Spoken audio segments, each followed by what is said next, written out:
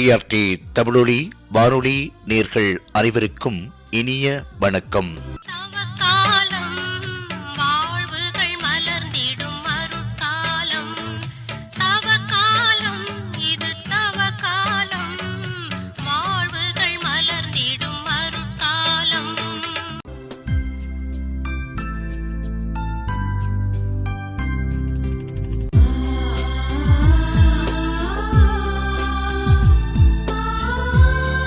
தவக்கால நற்சிந்தனை.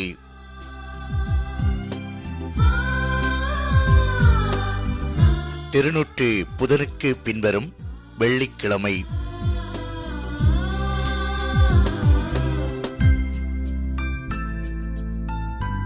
இன்று தவக்கால நற்சிந்தனை வழங்குகின்றார் இலங்கை தமிழ் கத்தோலிக்க ஆன்மீக பணியகத்தின் இயக்குனர் அருட்பணி பால் மத்தியூ மதன்ராஜ், அமலமறை தியாகிகள் சபை.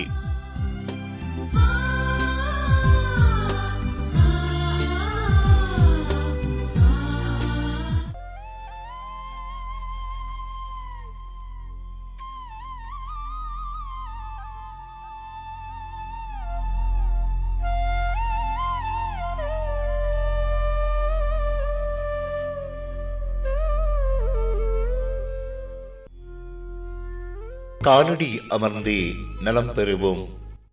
நாம் அதிகமாக நேசிப்பவர்கள் நம் அருகில் இருந்தால் அவர்களது காலடியில் அமர்ந்து அவர்கள் பேசுவதை கேட்பது அல்லது அவர்களது இருத்தலை உணர்வது நமக்கு மிகவும் விருப்பமான செயலாக இருக்கின்றது. விவிலியத்தில் இயேசுவின் மீது அன்பு கொண்ட சில பெண்கள் அவரது காலடியில் இருப்பதை காண்கின்றோம். லூக்கா நற்செய்தி நூற்பிரிவு 10 இறை சொற்றொடர்கள் 39 மரியா ஆண்டவருடைய காலடி அருகில் அமர்ந்து அவர் சொல்வதை கேட்டுக்கொண்டிருந்தார். லூக்கா நற்செய்தி நூற்பிரிவு 7 சொற்றொடர் 38. இயேசுவுக்கு பின்னால் கால்மாட்டில் வந்து அவர் அழுது கொண்டே நின்றார். அவருடைய காலடிகளை தம் கண்ணீரால் நனைத்து தம் கூந்தலால் துடைத்து தொடர்ந்தும் முத்தமிட்டு அக்காலடிகளில் நறுமண தைலம் பூசினார். பெண்கள் மட்டுமல்ல, ஆண்கள் பலரும் இயேசுவின் காலடியில் இருக்கும் பல நிகழ்வுகள் திரு விவிலியத்திலே காணப்படுகின்றது. லூக்கா நற்செய்தி நூற்பிரிவு 8 இறை சொற்றொடர் 35. பேய்கள் நீங்க பெற்றவர் ஆடை அணிந்து அறிவு தெளிவுடன் இயேசுவின் காலடியில் அமர்ந்திருப்பதை கண்டு அஞ்சினர். லூக்கா நற்செய்தி நூற்பிரிவு 17 சொற்றொடர் 16. அவருடைய காலில் முகம் குப்பர விழுந்து அவருக்கு நன்றி செலுத்தினார். அவரோ ஒரு சமாரியர். மத்தேயு நற்செய்தி நூற்பிரிவு 15 இறை சொற்றொடர் 30. அப்பொழுது பெரும் திரளான மக்கள் அவரிடம் வந்தனர். அவர்கள் தங்களோடு கால் ஊனமுற்றோர், பார்வையற்றோர், உடல் ஊனமுற்றோர், பேச்சற்றோர் மற்றும் பிற நோயாளர்கள் பலரையும் அவர் காலடியில் கொண்டு வந்து சேர்த்தனர். அவர்களை அவர் குணமாக்கினார். என்னுடைய நண்பர் ஒருவர் தவக்காலத்தில் மேற்கொள்ளும் ஒரு செயலாக அடிக்கடி நற்கருணை சந்திப்பு செய்து இறை பிரசனத்தில் அமர்ந்திருக்க போவதாக சொன்னார். நான் சிந்தித்து பார்க்கின்றேன்.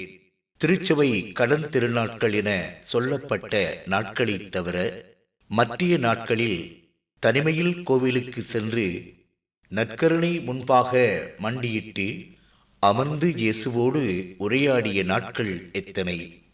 இந்த வாழ்க்கை என்னும் பயணத்தில் நாம் எதையோ தேடிக்கொண்டே இருக்கின்றோம். நம்மை சுற்றிலும் நமக்குள்ள பலவிதமான இரைச்சல்கள், என்னிடம் வாருங்கள், இளைப்பாறுதல் தருவேன் என்று ஓயாமல் அழைத்து கொண்டிருக்கும் இயேசுவின் மென்மையான குரல்களை கேட்பதற்கு நம் புற செவிகள் அல்ல, ஆன்மாவின் செவிகள் திறக்க வேண்டும். தூய ஆவியின் உந்துதலால் நாம் நிதானம் பெற்று இயேசுவின் காலடியில் அமர பழகிவிட்டால் இனி எல்லாமே சுகமே. நன்றி உணர்வோடும் நம் பாவங்களுக்கு மனம் வருந்தி நமது தேவைகளை நினைந்து இயேசுவின் காலடிகளில் அமர்ந்து விட்டாலே போதும், நம் உடல், உள்ளம், ஆன்மா இவற்றில் ஒட்டியிருக்கும் உண்ணிகள் களையப்பட்டு சுகம் பெறுவோம். நான் தினமும் தியானிக்கும் பாடலிருந்து சில வரிகள். அழகிய உன் பாதம் தொட வேண்டும், நான் 1000 வரங்கள் பெற வேண்டும். இந்த வார்த்தைகள் அடிக்கடி உச்சரிக்கின்ற பொழுது ஆண்டவருடைய உடனிருப்பை நாம் உணர முடியும். இந்த தவக்காலத்தில் பயணம் செய்கின்ற நாம் ஆண்டவரின் உடனிருப்புக்காக எங்களுடைய மனக்கண்களில் ஆண்டவருடைய பிரசன்னத்தை கொண்டு வருவோம்.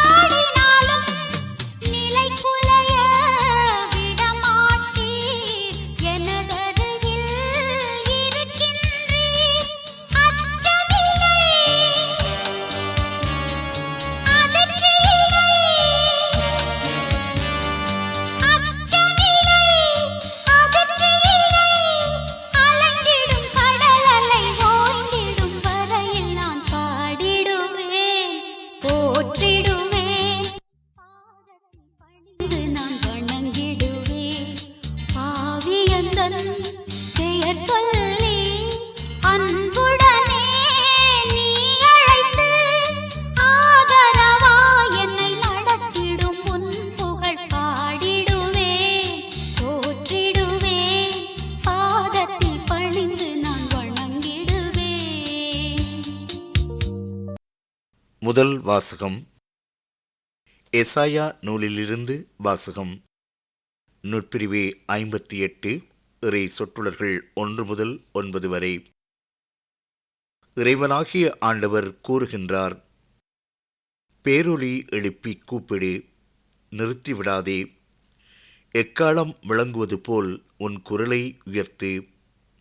என் மக்களுக்கு அவர்களின் வன் செயல்களையும் யாக்கோப்பின் குடும்பத்தாருக்கு அவர்களின் பாவத்தையும் எடுத்துக் கூறு.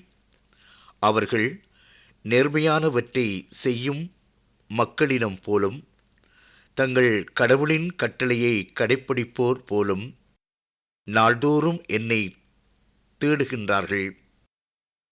என் நெறிமுறைகளைப் பற்றிய அறிவை நாடுகின்றார்கள். நேர்மையான நீதி தீர்ப்புகளை என்னிடம் வேண்டுகின்றார்கள். கடவுளை அணுகிவர விளைகின்றார்கள். நாங்கள் உண்ணா நோன்பிருந்த பொழுது நீர் எங்களை நோக்காதது ஏன்? நாங்கள் எங்களை தாழ்த்தி கொண்ட போது நீர் எங்களை கவனிக்காதது ஏன் என்கின்றார்கள். நீங்கள் நோன்பிருக்கும் நாள்களில் உங்கள் ஆதாயத்தையே நாடுகின்றீர்கள். உங்கள் வேலையாட்கள் அனைவரையும் ஒடுக்குகின்றீர்கள். இதோ வழக்காடவும் வீண் சண்டையிடவும் கொடும் கையால் தாக்கவுமே நீங்கள் நோன்பிருக்கின்றீர்கள். இன்றுபோல் நீங்கள் உண்ணா நோன்பிருந்தால் உங்கள் குரல் உன்னதத்தில் கேட்கப்படாது. ஒருவன் தன்னை ஒடுக்கிக் கொள்ளும் நாளையா நான் உண்ணா நோன்பின் நாளாக தெரிந்து கொள்வது? ஒருவன் நாணலைப் போல் தன் தலையை தாழ்த்தி சாக்கு உடையையும் சாம்பலையும் அணிந்து கொள்வதா எனக்கு ஏற்ற நோன்பு? இதையா நீங்கள் நோன்பு என்றும் ஆண்டவருக்கு உகந்த நாள் என்றும் அழைக்கின்றீர்கள்? கொடுமைத் தலைகளை அவிழ்த்தும் நுகத்தின் பிணையல்களை அறுப்பதும் ஒடுக்கப்பட்டோரை விடுதலை செய்து அனுப்புவதும் எவ்வகை நுகத்தையும் உடைப்பதும் அன்றோ நான் தேர்ந்து கொள்ளும் நோன்பு. பசித்தோருக்கு உங்கள் உணவை பகிர்ந்து கொடுப்பதும் தங்க இடமில்லாத வறியோரை உங்கள் இல்லத்திற்கு அழைத்து வருவதும் உடையற்றோரை காணும்போது அவர்களுக்கு உடுக்கக் கொடுப்பதும் உங்கள் இனத்தாருக்கு உங்களை மறைத்து கொள்ளாதிருப்பதும் அன்றோ நான் விரும்பும் நோன்பு. அப்பொழுது உன் ஒளி விடியல் போல் எழும். விரைவில் உனக்கு நலமான வாழ்வு துளிர்க்கும். உன் நேர்மை உனக்கு முன் செல்லும். ஆண்டவரின் மாட்சி உனக்கு பின் சென்று காக்கும். அப்போது நீ ஆண்டவரை மன்றாடுவாய், அவர் உனக்கு பதிலளிப்பார். நீ கூக்குரல் இடுவாய், அவர் இதோ நான் என மறுமொழி தருவார். இது ஆண்டவரின் அருள்வாக்கு. இறைவா உமக்கு நன்றி. திருப்பாடல் 86.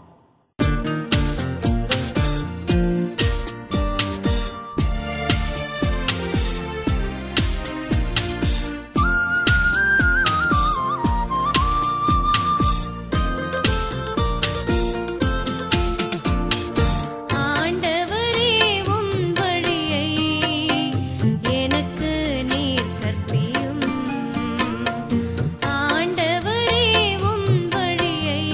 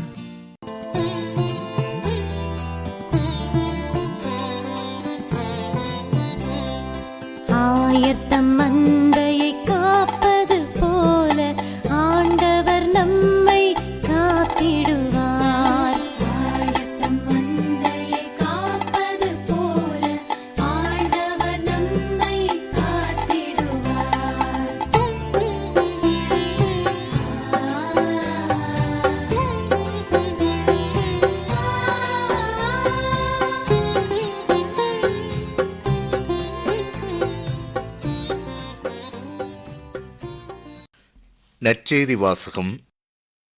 மத்தேயு எழுதிய தூய நற்செய்தியிலிருந்து வாசகம். நூற்பிரிவு 9, இறை சொற்றொடர்கள் 14 முதல் 15 வரை.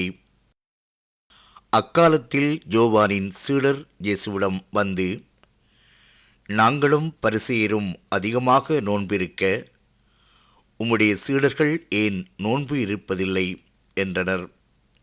அதற்கு இயேசு அவர்களை நோக்கி, மணமகன் தங்களோடு இருக்கும் வரை மண விருந்தினர்கள் துக்கம் கொண்டாட முடியுமா?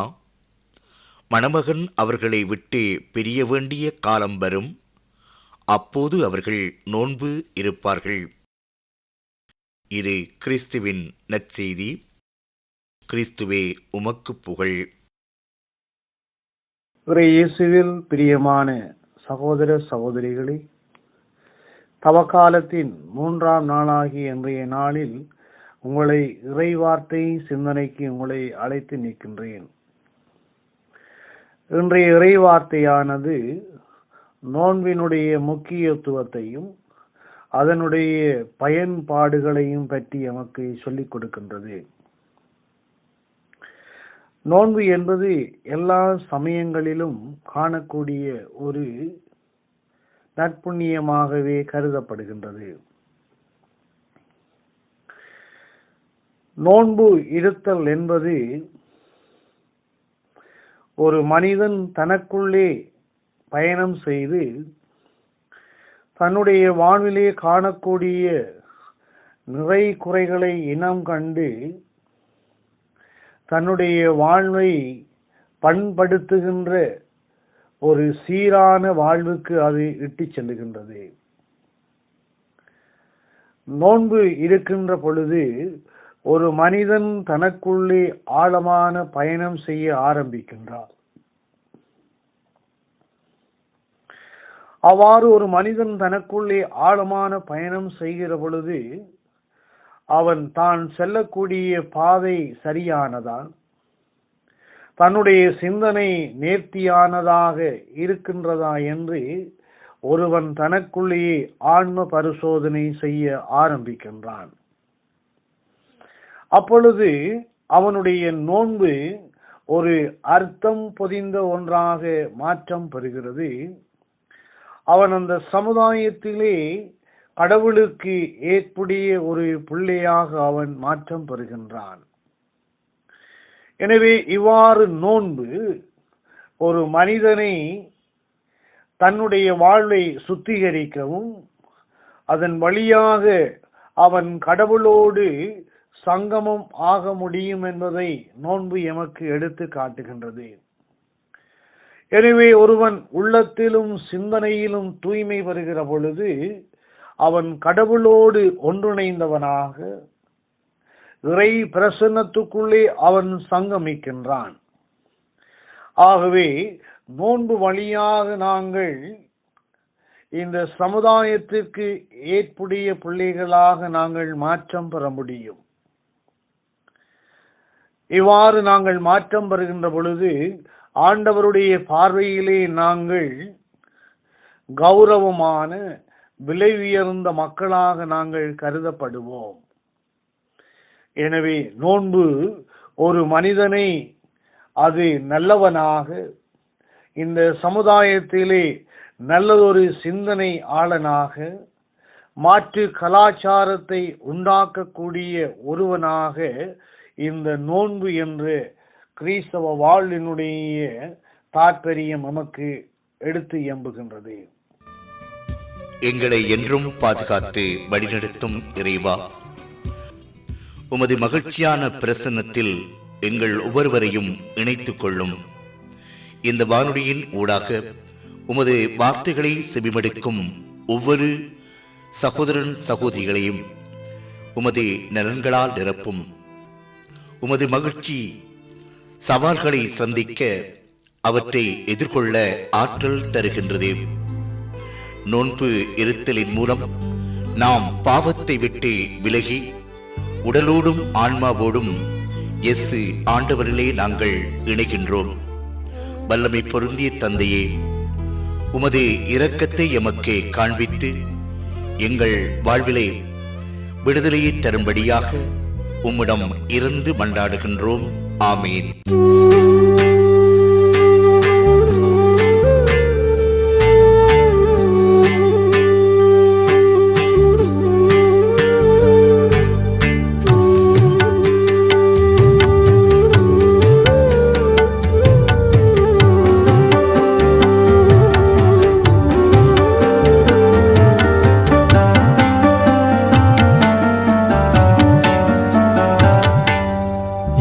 இயேசுவே என்னை மன்னியும், என் இயேசுவே என்னை மன்னியும்.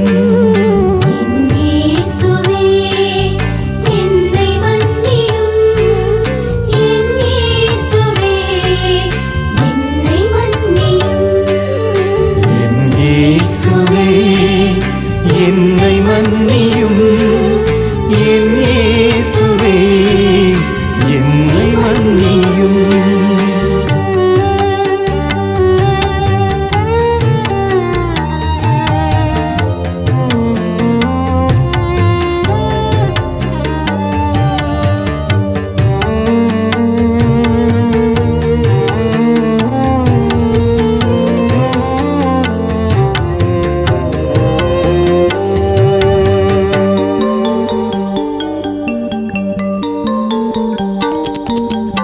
உன் குரல் என தெரிந்தும் கேட்காமல் நான் திரிந்தேன். என் இயேசுவே என்னை மன்னியும், என் இயேசுவே என்னை மன்னியும். உன் முகத்தை கண்ட பின்னும் பேசாமல் திரும்பிக் கொண்டேன். என் இயேசுவே என்னை மன்னியும், என் இயேசுவே என்னை மன்னியும்.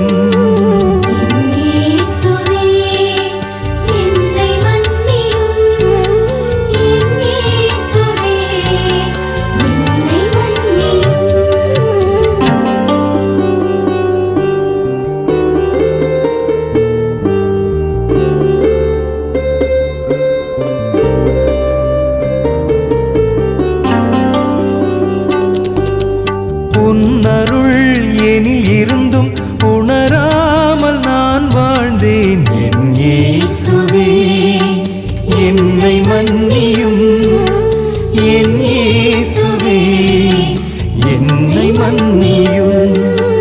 உன் வழியை அறிந்திருந்தும் நடவாமல் மாறிச் சென்றேன். என் இயேசுவே என்னை மன்னியும், என் இயேசுவே என்னை மன்னியும்.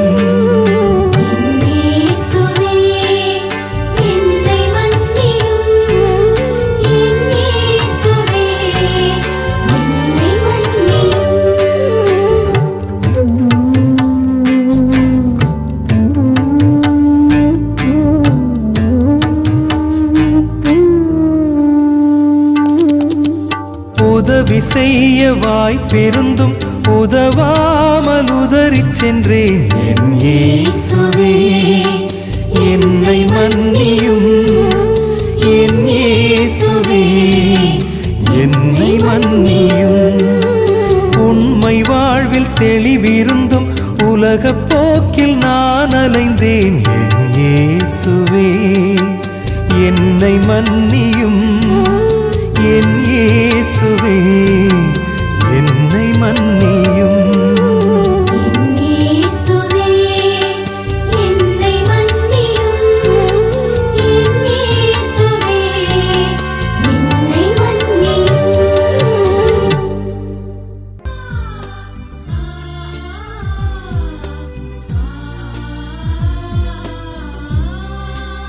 நேர்கள் இதுவரை தவக்கால நற்சிந்தனை கேட்டீர்கள்.